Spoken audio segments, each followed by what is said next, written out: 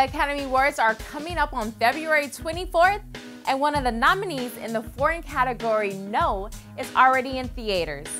We caught up with the star of No, Gael Garcia Bernal, to find out how this dramatic story about a revolutionary election in Chile was spawned by a creative political advertising campaign. Let's hear what he had to say. El presidente va a ganar igual, dejémonos de hueva. ¿Dónde están los presos políticos? Basta, hay que ser más creativos, carajo. Hay que darle la vuelta a esto. A mí la democracia me parece entretenida. Producto alegre, si tú lo planteas así. Estamos utilizando un lenguaje publicitario, pero armando un concepto político detrás.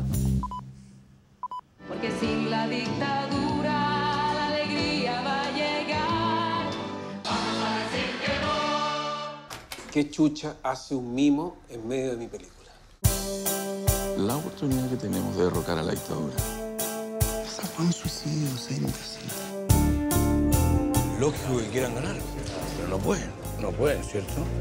Veo problemas.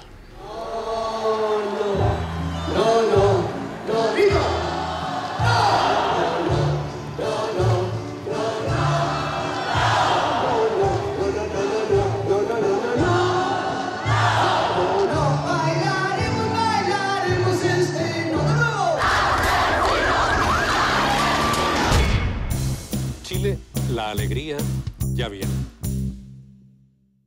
All right, Gail. First, congratulations on this movie being nominated for Foreign Picture Academy nomination. The movie No and the spirit around it. I mean, people could equate it to many things. The Arab Spring is easy, but I mean, even here at home, I think there's some.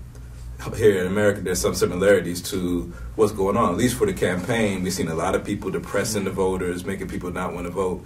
And the way that your character Renee portrays, this campaign is like to make people happy and want to vote. How important you think it is that campaigns in the future kind of like take note of like how this campaign in the past happened and how to really get people involved in voting? Yeah, well, I'm sure everyone that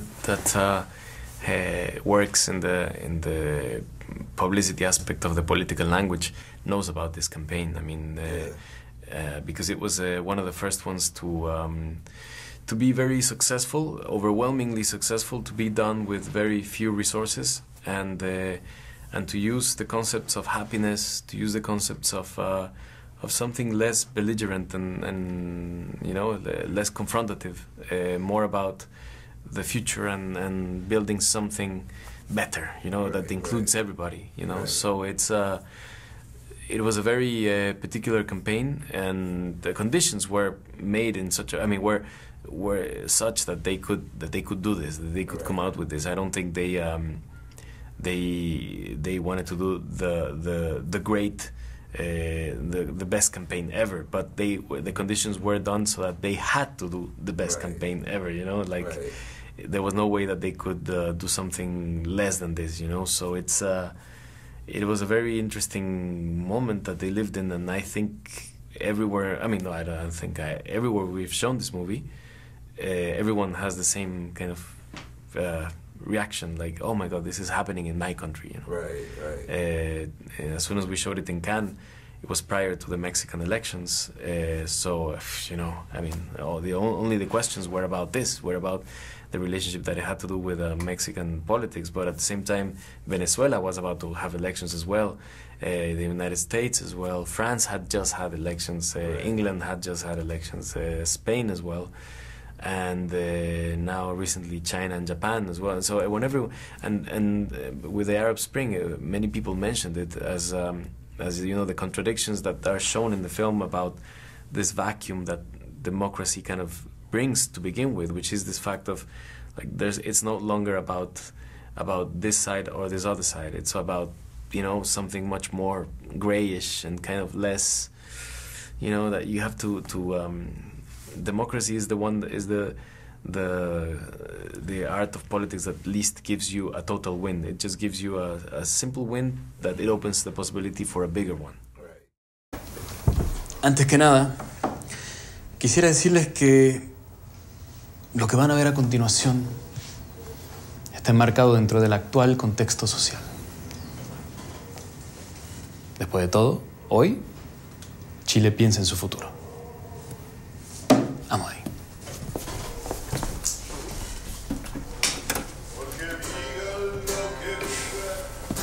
soy libre de pensar, porque pienso que es la hora de ganar la libertad.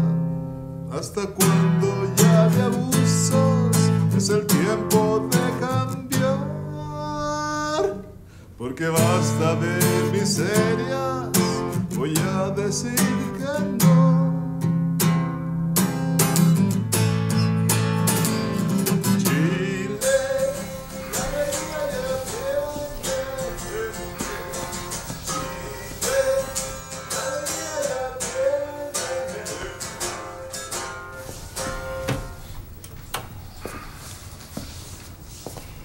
Yeah.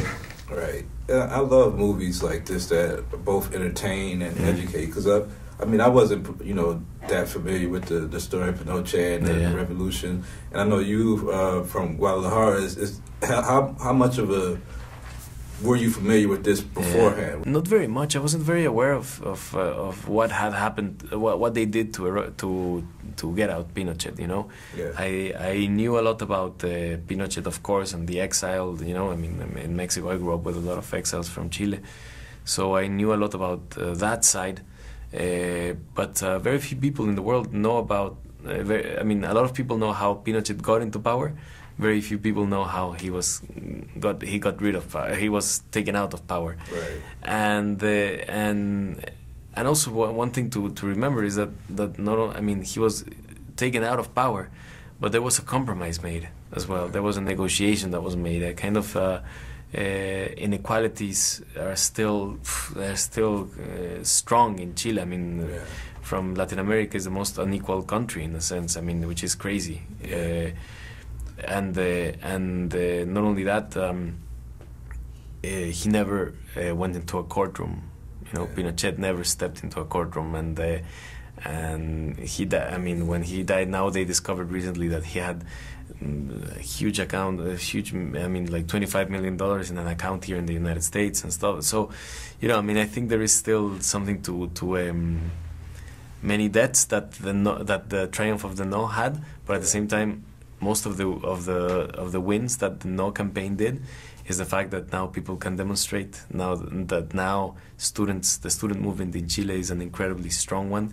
And socially, politically, and economically, the biggest issue in Chile is education, and that's an example for all of our countries. I mean, I wish that the main issue everywhere in the world was education, how to make it better, because then we're talking about the future, then we're talking about something that is worthwhile, to change things not only in the present but also in the future. I mean, so.